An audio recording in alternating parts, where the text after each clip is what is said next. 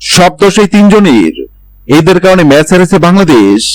Match শেষ উপস্থাপকের কঠিন প্রশ্নে সরাসরি যাদের দোষ দিলেন রিশাদ হোসেন।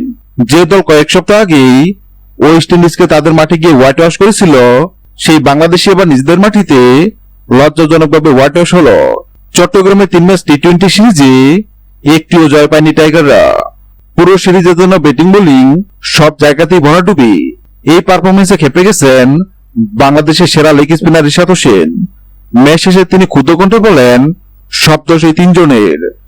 লিটন দাস, জাকির হাসান আর নুরুল হাসান সোহান, এদের বাজে ব্যাটিং এর কারণে বাংলাদেশ হেরেছে।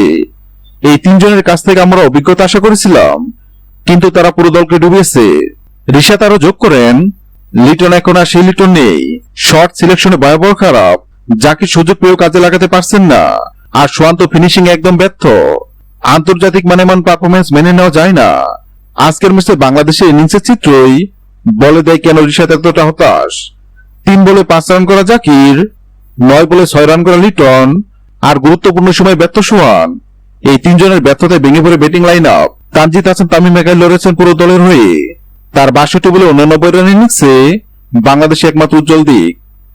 বাকি সবাই ছিলেন ছায়া হয়ে। ওয়েস্ট ইন্ডিজের বিপক্ষে বাংলাদেশের হোয়াইট ওয়াশ দেশের ক্রিকেটে শুরু হয়েছে তীব্র সমালোচনা। হ্যাঁ দর্শক, যদি ভিডিওটি ভালো লাগে লাইক দিবেন এবং সাবস্ক্রাইব আমাদের চ্যানেলের সঙ্গে থাকবেন। ভিডিওটি দেখার জন্য আপনাকে অসংখ্য ধন্যবাদ।